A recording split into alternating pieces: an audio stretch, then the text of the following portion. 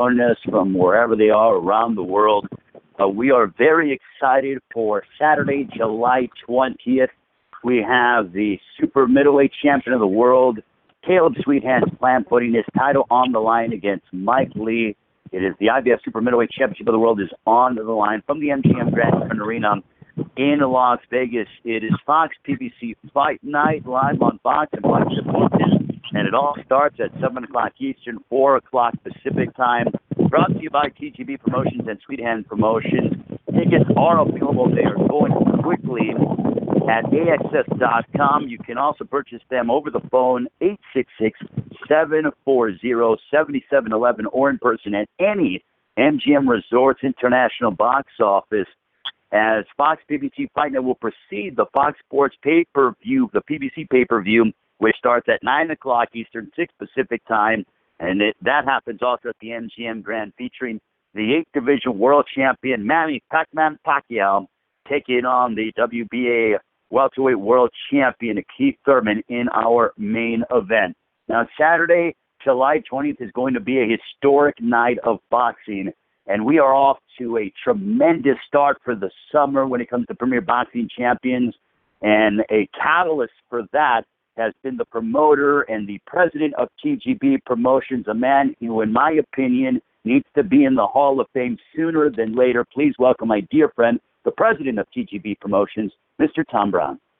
Well, thank you, Ray. And thank you for being with us for the Caleb Plant versus Mike Lee IBF Super Middleweight Championship conference call.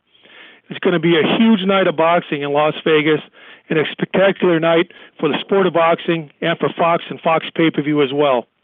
And TGB Promotions happen to be a part of it, along with MB Promotions and Mayweather Promotions. Caleb Plant will be making the first defense of his title on Fox Primetime as the build-up to the Pacquiao versus Thurman pay-per-view event. The fans are in for a great night of action. Caleb Plant put the world on notice with his exciting title-winning performance back in January, and now Mike Lee, in his first world title fight, has a huge opportunity to prove he belongs with the best, as both guys put their undefeated records on the line. So now I'll throw it back over to Ray, introduce the fighters, and get things going. Thank you very much.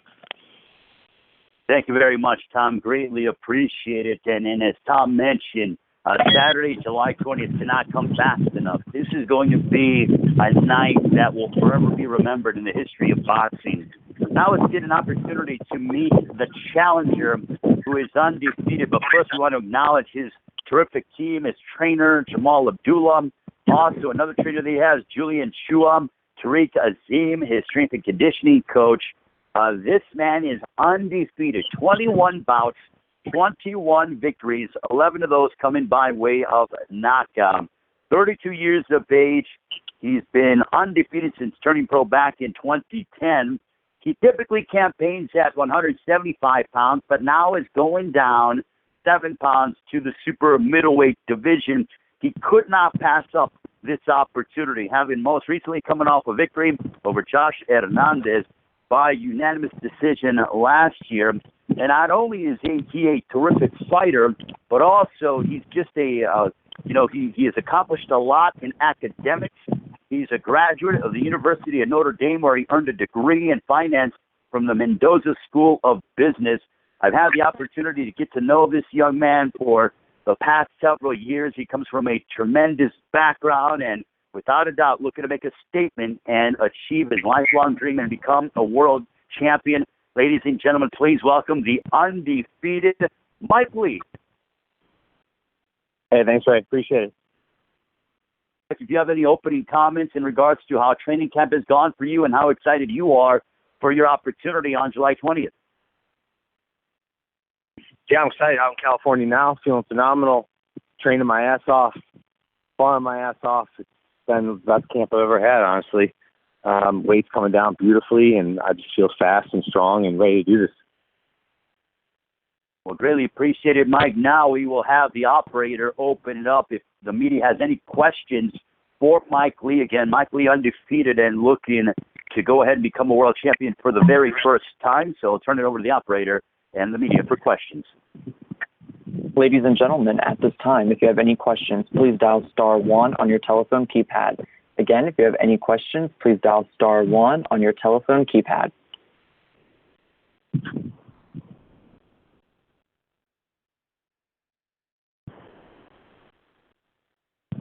All right, our first question comes from John Cudney. Well, hey, John, Mike. your line is open. Yes, hello. Question for Mike Lee. So you had an unusual route into the sport, having graduated from Notre Dame with a great GPA. Just wondering if you can talk about what your goals were when you turned pro and how this fight fits into that, this title fight.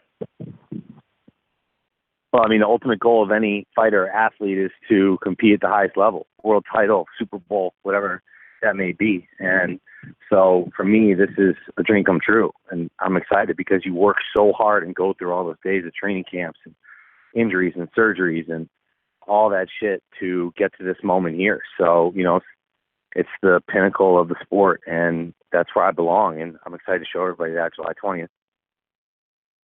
Okay, thanks a lot.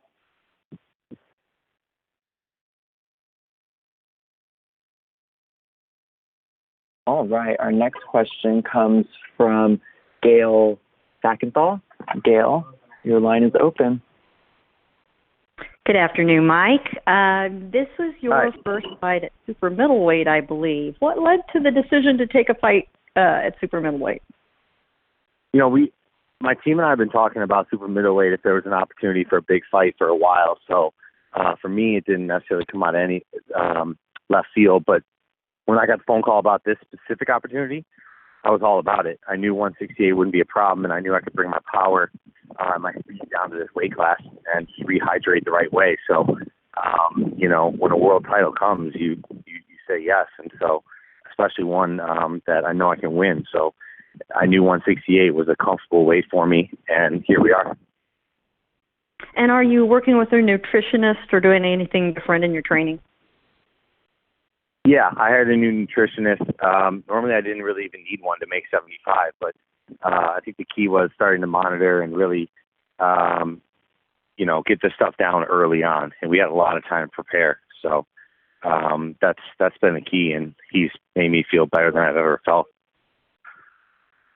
Well, I'm sure it'll be a little rough at the July 4th barbecue, but other than that, I'm sure you'll do fine. And my final question, 2019 has really been the year of the upsets, and I would say, it's fair to say you're probably the underdog in this fight. Do you take some heart at seeing some of the upsets that have occurred this year in boxing and picture yourself being another one on the list? Yeah, I don't really pay too much attention to it. I mean, that people have been saying that a lot, but at the end of the day, I just got to be the best me. Those fights and what people say and what anybody else says doesn't dictate the outcome of this fight when the bell rings. And so, yeah, I mean, obviously that's something to know. That's the beauty of the sport. It only takes one punch, especially when you have power like mine. It only takes one punch to end something. So, I like the position I'm in. Very good. Enjoy your holiday, and good luck to you. Thank you. You too. I appreciate that. All right, our next question comes from Carlos Toro with Fight Sports. Hi, Mike. Thanks so much for taking time to talk to us. The first question is, as it was mentioned in the previous caller, this fight against Caleb Plant is your first at super middleweight. After spending your whole career basically at light heavyweight. How has the training and the preparation been for not just taking on Caleb and also losing the weight and still keeping the power that you had at 175 pounds?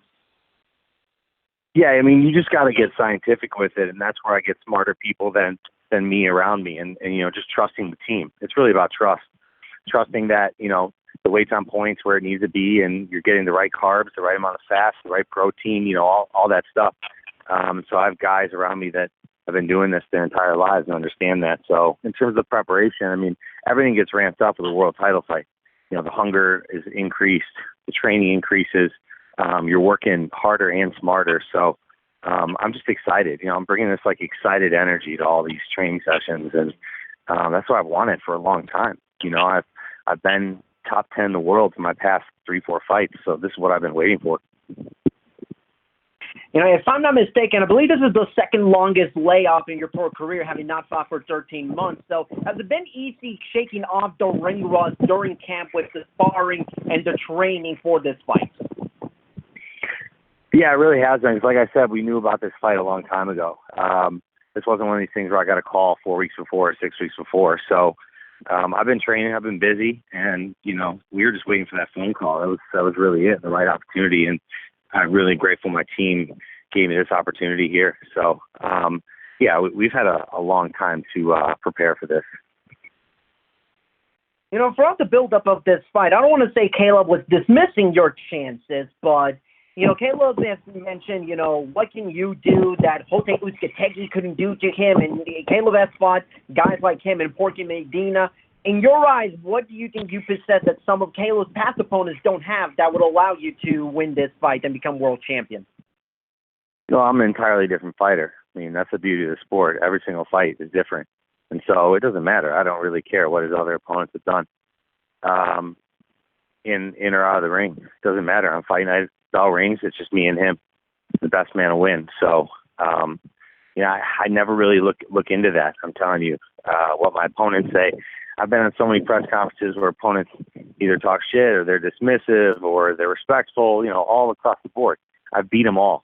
I plan on doing the exact same thing. So what comes out of his mouth doesn't concern me whatsoever.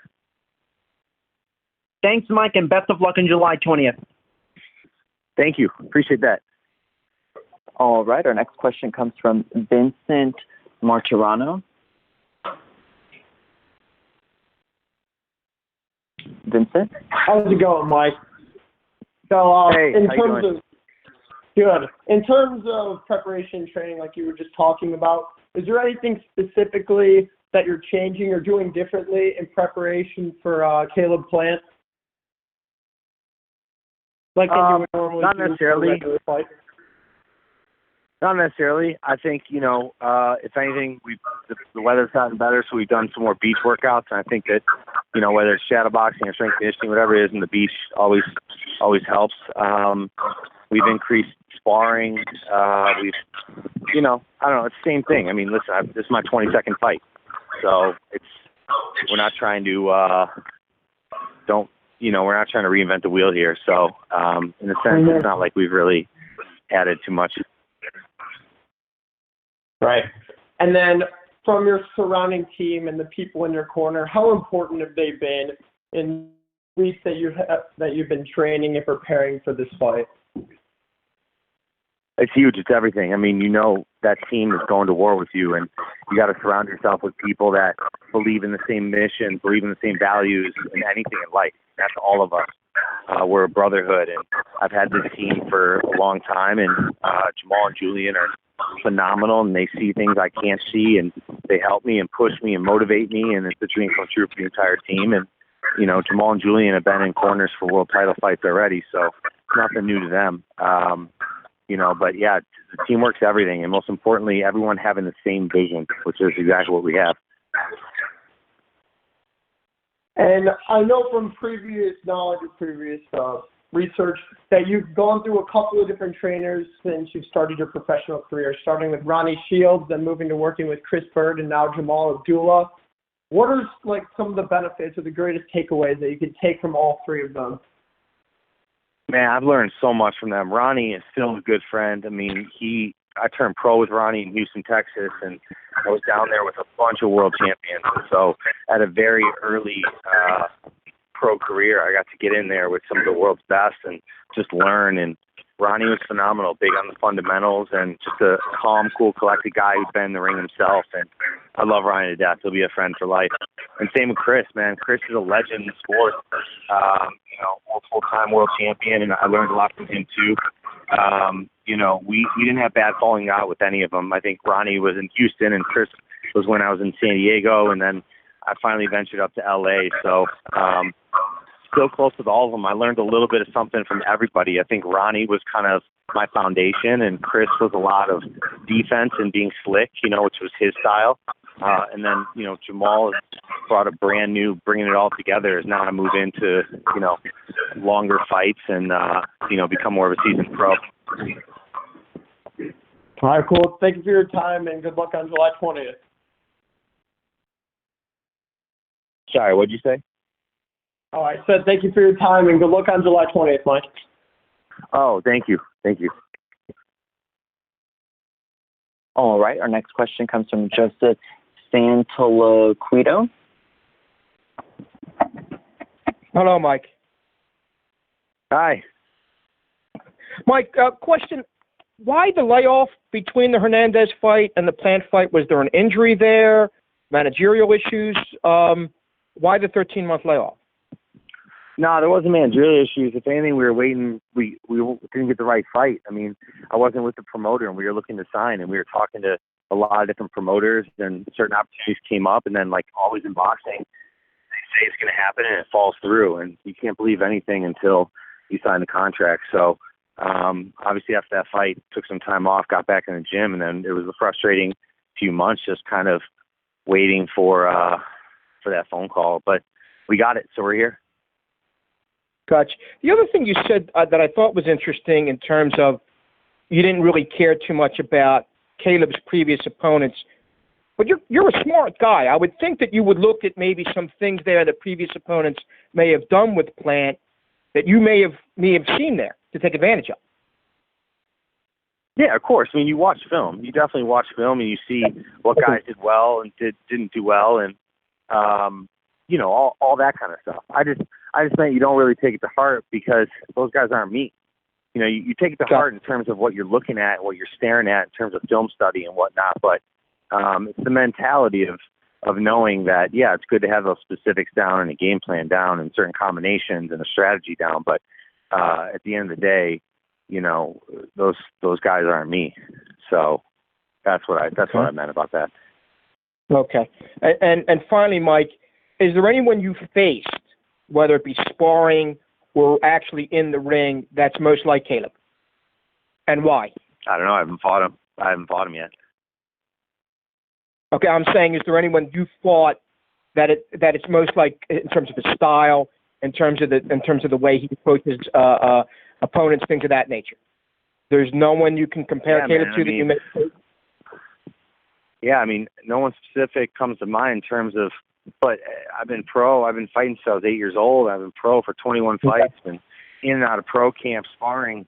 I've sparred and been in the ring with so many different guys. So yeah, you see a little bit of everything. Gotcha. Okay. All right. Thank you, Mike. Cool. Thanks. And our next question comes from Jeremy Harriges. Hey, Mike. Thank you for your time. As far as your preparation, you said you had a lot of time to get ready for this fight. Have you had like a standard 8-week training camp, or is it extended beyond that? Yeah, it extended beyond that, but, we didn't want to burn out, so it wasn't like we were boxing every single day. We were just getting, in terms of like strength conditioning in order. So when it started to really, I don't mean like we were sparring 12 weeks out or something, but, here and there and just kind of getting the timing and the rhythm down. I think that really helps as you ease into it, because I think too often fighters come into an 8-week training camp and they're 25 pounds overweight or they're not in shape yet. And we had the luxury of coming into camp in shape. So camp wasn't about getting in shape necessarily and losing weight as much as it was just fine-tuning things and keeping the rhythm. I know you have with being a Notre Dame alum, that you have a strong tie to your alma mater. How instrumental have they been in this fight? What have they done to kind of champion you on? And do you expect any Notre Dame legends to appear at your fight? Yeah, absolutely. I mean, they've had a lot of Notre Dame guys call in when they had their Notre Dame day, a media day, and support me. I mean, whether it's buddies that I have known through the Notre Dame community, guys that played football like Justin Tuck, Golden Tate, or just so many amazing people that I've met through that community. Notre Dame's been phenomenal. They got a camera crew coming out next week, spread the message to the alumni network. So, I'm just super appreciative of that community. It's taught me a lot.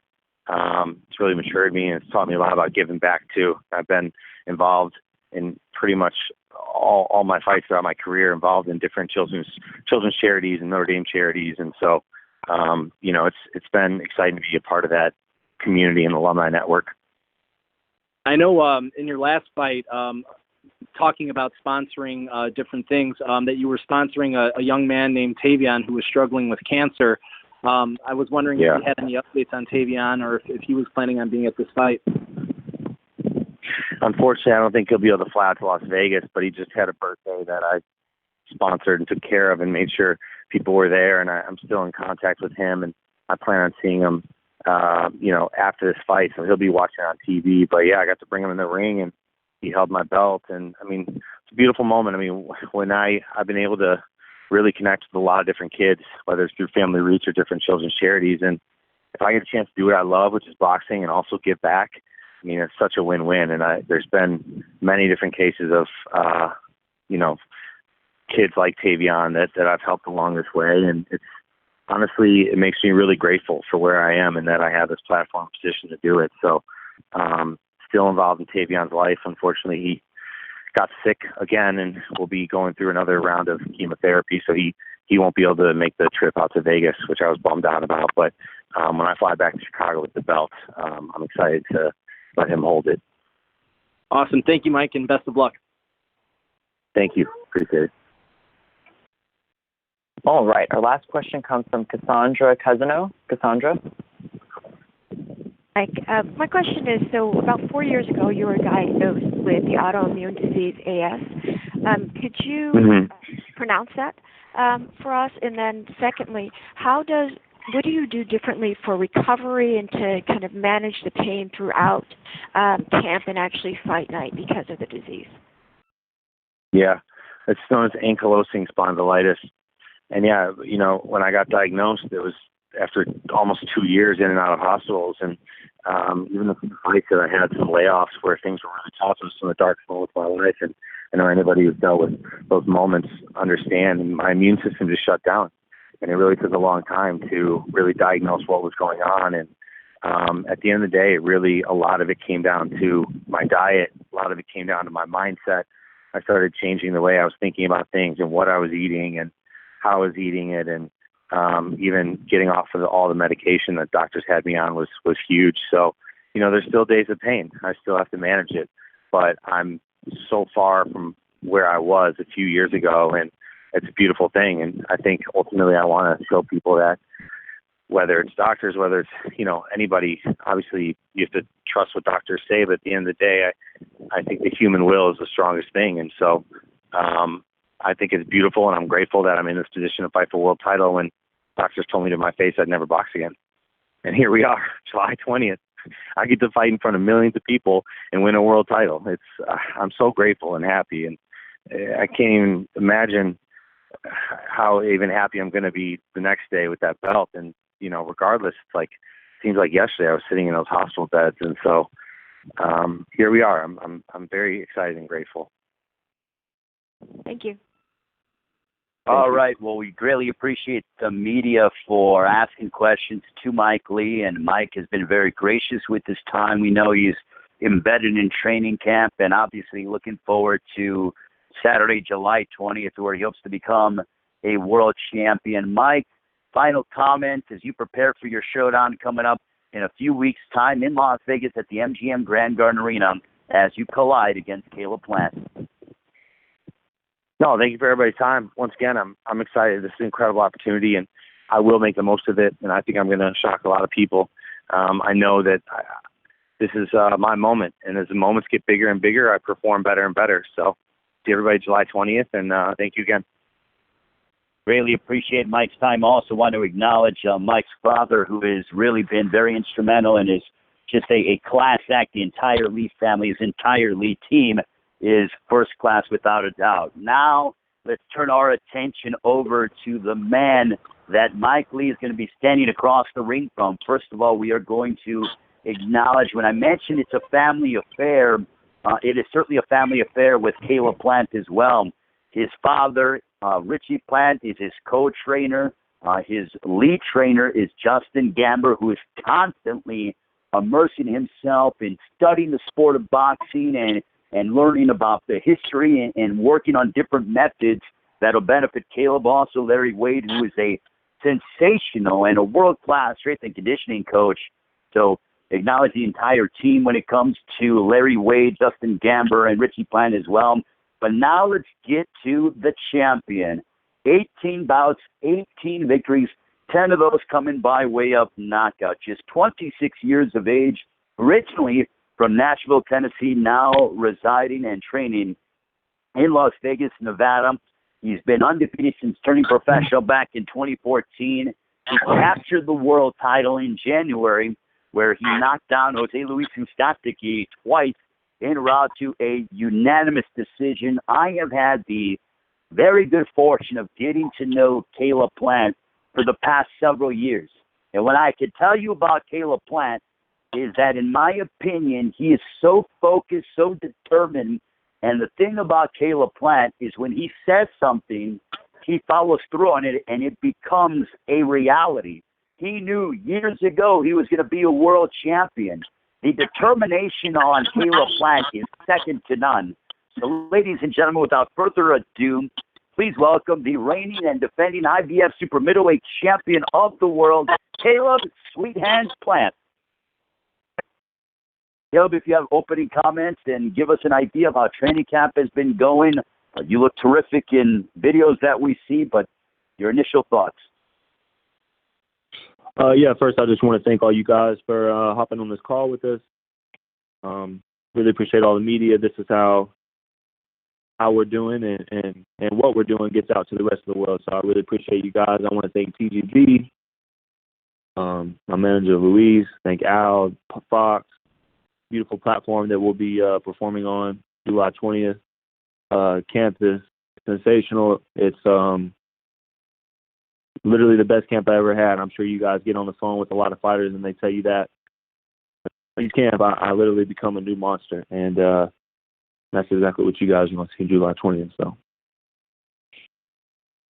Well, thank you very much, Caleb. Now we are going to turn it over if the media has questions. I'm sure you do for Caleb Plant. Also, want to send a congratulations to Caleb as he got engaged to his longtime girlfriend, Jordan Hardy, back in January after his world championship victory. So congratulations to Caleb and his lovely fiance. But now we'll open it up to the media for questions for Caleb Plant. As a reminder, ladies and gentlemen, if you have any questions, please press star 1 on your telephone keypad. Again, if you have any questions, please press star 1 on your telephone keypad.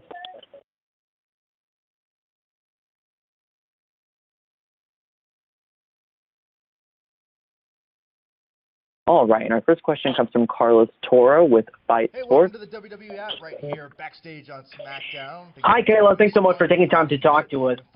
My first question is, you've fought on television before, and you've headlined, your last fight was main event on FS1, but now you're on this stage where you're fighting on Fox, you're leading into the Manny Pacquiao, Keith Thurman pay-per-view. Does being on this type of stage, can I add any extra motivation to go out and have the best performance of your career? Definitely. I know that there's a bigger stage. There's going to be more eyes on me. But I think that they chose me for this event because they know I'm the guy who's not going to let them down. I think they know I'm the man for the job. And then I'm going to put on the show July 20th. So, it's all the same. At the end of the day, we're in the ring, the bell rings, and we fight. So I don't really feel any added pressure, just a little more excited to continue to show the world, what I'm capable of. So. As you're approaching this first title defense, you're in a position where you have the world title, and Mike Lee is gunning for you, whereas in your last fight, you were the challenger. You're coming in for Jose Uzcategui's title. From your perspective, has there been a change of mentality approaching a fight being the champion compared to being the challenger? Absolutely not. If he thinks that I'm not gunning for him and I was gunning for Jose, then he's sadly mistaken. So the mentality has not changed. I don't feel like I'm the hunted. I still feel like I'm hunting. I'm not satisfied. The goal was, it was not the goal to become a world champion. It was just a goal. So in my eyes, I'm 18-0. I'm only 26. I'm just getting started. I'm gunning for him more than I was gunning for Jose. You mentioned, winning the IBF title being a goal. So is it safe to assume that the goal is to unify the division and win the other world titles at 168 pounds? Absolutely. If I'm not mistaken, there's never been an undisputed super middleweight. So that's my goal, is to become the first undisputed super middleweight of the world. But first things first, handle business. July 20th. I don't care about any other fights. I don't care about any other champions or what they're doing or what they got going on. The only thing I care about and I'm focused on is handling business and fasting July 20th. So. Thanks, Caleb. Thanks so much, and best of luck on July 20th. Yes, sir. Thank you. All right. Our next question comes from John Cudney.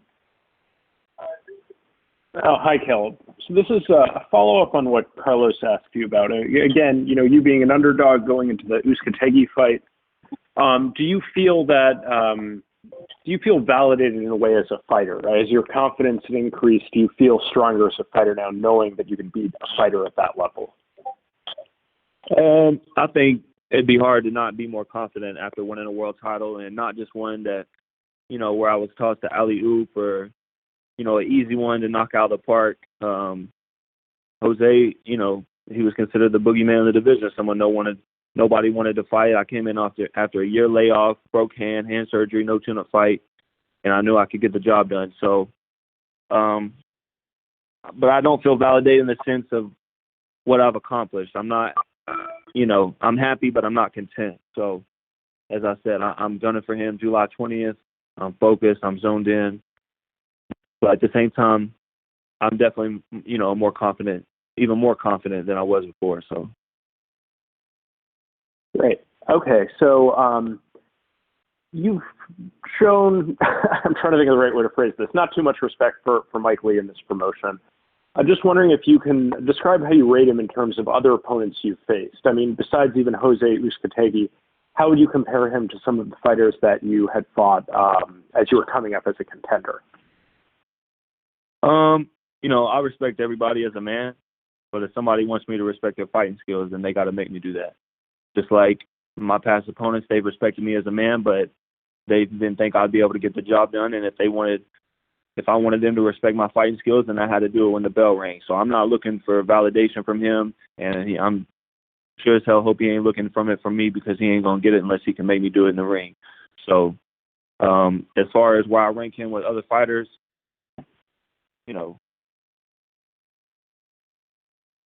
I'm pretty sure we all agree that he's not, he hasn't accomplished or done some of the things that some of the other guys I fought have. But at the same time, he's a different fighter himself. He's a different guy. So as I said before, I'm taking him just as serious as I've taken any of these other guys. I've worked harder this training camp than I have in any other training camp in my entire life. And I'm telling you, when July 20th, when the bell rings, you guys are going to see a difference. You guys are going to see a new Caleb Plant. So. Okay. Thank you very much. Good luck to both of you on July 20th. Yes, sir. Thank you. Ladies and gentlemen, as a reminder, if you have any questions, please press star 1 on your telephone keypad. Again, if you have any questions, please press star 1 on your telephone keypad. And our next question comes from Jeremy Harriges with Fansided.com. Hi, Caleb. Obviously, now being the IBF super middleweight champion, there's a lot of responsibility to kind of carry that crown. Do you feel any added pressure, not just inside the ring, but outside the ring, character-wise, of holding the responsibility of that title?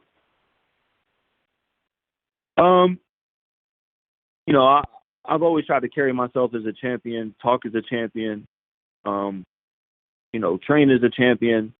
So I think it's just about, I'm not a grown man, I'm a growing man. So I'm going to continue to become better in the ring. I'm going to continue to become a better man outside the ring.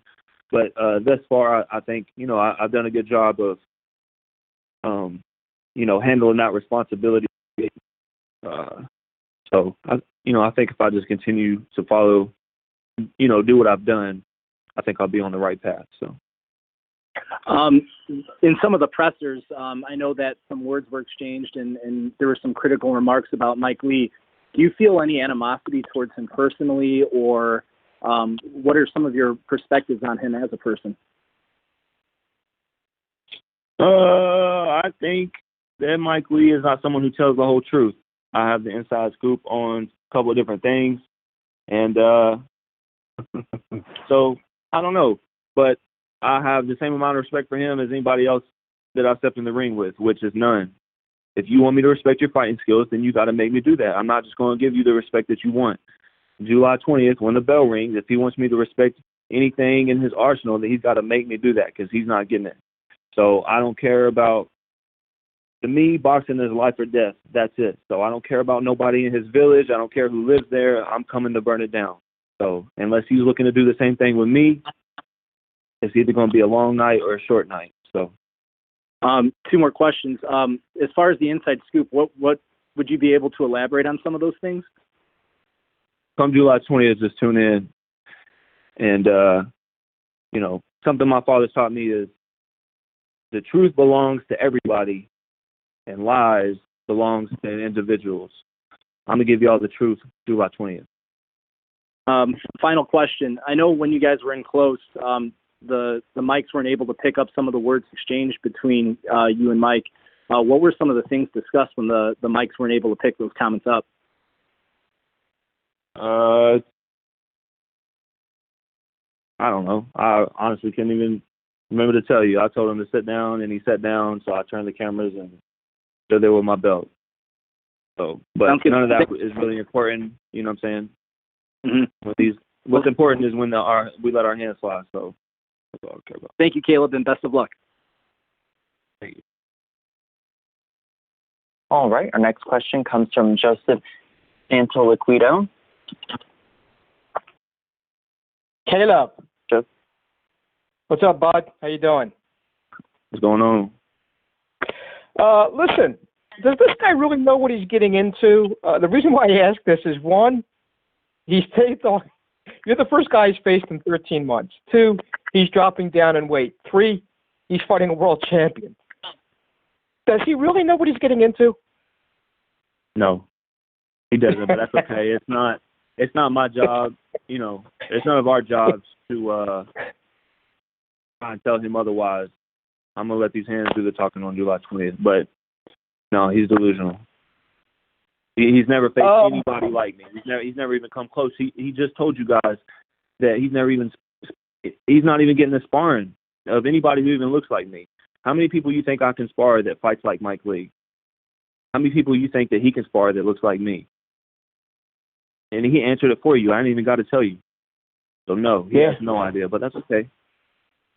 Yeah, you and I have discussed these things. The other thing too is I got a sense my man's kind of irritated you, and I got a sense you're going to take it out on him July 20th.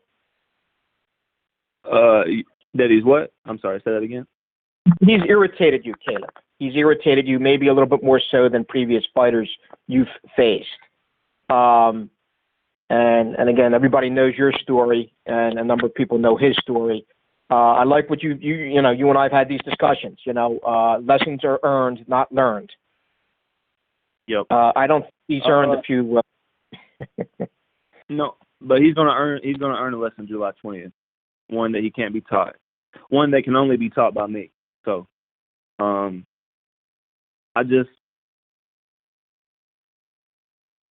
don't know. I don't like him that much. I don't like anybody who's in the ring with me.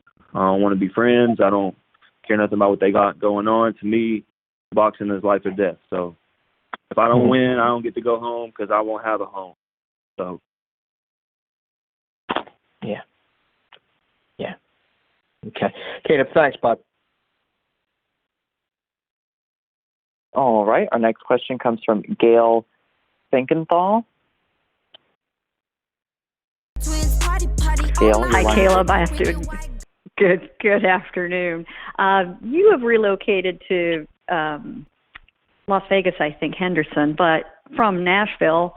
And I don't think you've ever had a pro fight in Nashville, have you? Would you like to do that at some point and bring professional boxing into Nashville, a big ticket fight?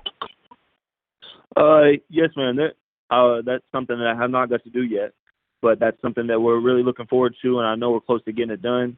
When they approached me with this opportunity to fight here at the MGM, we were talking about, maybe a couple of different spots, one of them being Nashville, but I really loved this opportunity, and they knew that I was the man for the job to handle it in fashion, but definitely want to bring a big fight to Nashville. It's a big city.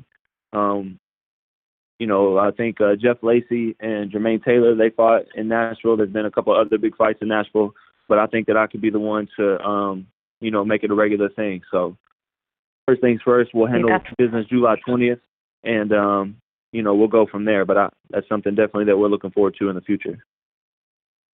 Well, I think that's going to give a lot of the good fans there something to be very happy about. Do you still feel that you represent Nashville as a fighter? Is that still an important part of your identity? Yes, ma'am. Nashville, that's who I am. I may reside in Las Vegas, but Tennessee, that's what made me. Ashland City, Nashville, those are the places that made me.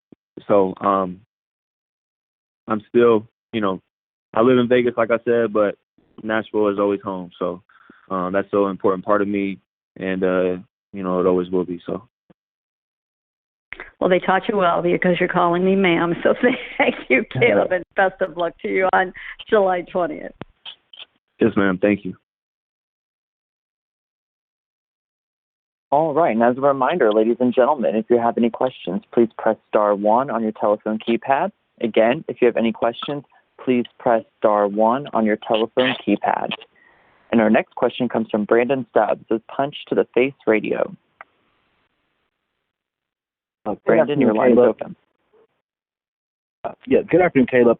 My question is, with a lot of things you've had happen outside of the ring, how therapeutic has boxing and training been to you through the ups and downs, the highs and lows of the course of since winning your championship? How therapeutic has it been to go back in the ring and train and prepare yourself for such a big event here coming down here in a couple of weeks?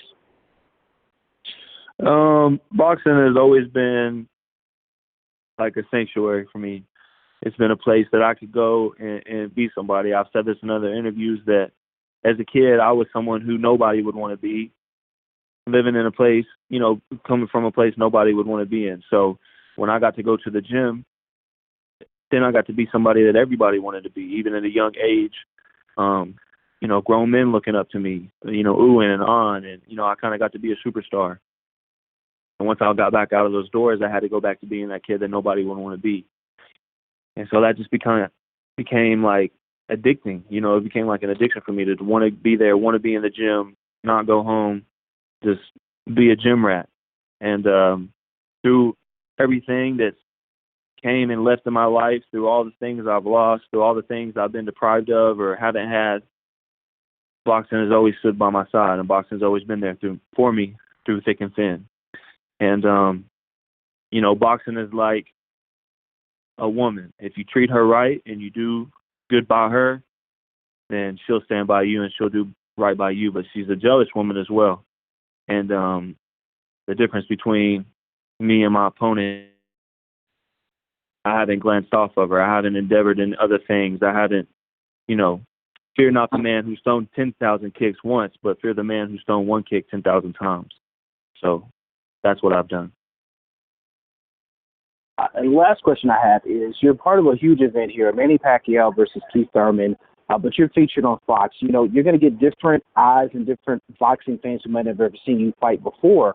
What should they be anticipating when they see you in action here against Mike Lee for your championship? What do you want to showcase to that new audience of fans who may have not too familiar with what you do or what you bring to the table? They can expect fireworks. They can expect, an entertaining person, entertaining fighter.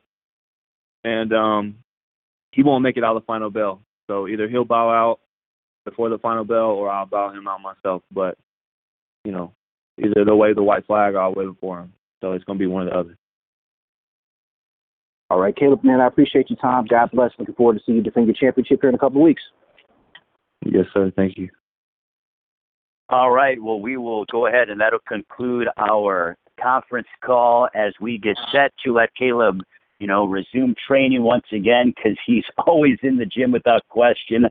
Caleb, if you have any final comments as you prepare for your first title defense on Saturday, July 20th. It is PBC Fight Night that all starts 7 o'clock Eastern, 4 local time in Las Vegas from the MGM Grand Garden Arena. Again, that'll precede the pay-per-view with Manny Pac-Man Pacquiao taking on Keith Thurman for the welterweight championship of the world. Caleb, final comments.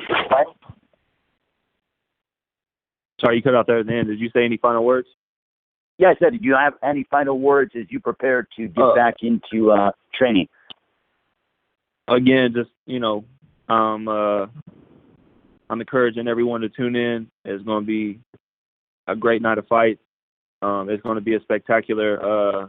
I'll be defending my world title in a spectacular fashion. So this is something you guys aren't going to want to miss. I can promise you. Well, Caleb, thank you so much for your time. Thank you for the media for calling in. We are so excited. This upcoming week is the 4th of July here in the United States, but there are going to be plenty of fireworks on Saturday, July 20th at the MGM Grand Garden Arena. It's PBC Fight Night, 7 Eastern, 4 local time, Pacific time, and then Fox Sports pay-per-view, Manny Pacquiao, Keith Thurman. But you do not want to miss Caleb Plant's first title defense against Mike Lee. Both of them are undefeated. Someone so it's got to go. Thank you so much to the media. We'll see you during fight week in Las Vegas.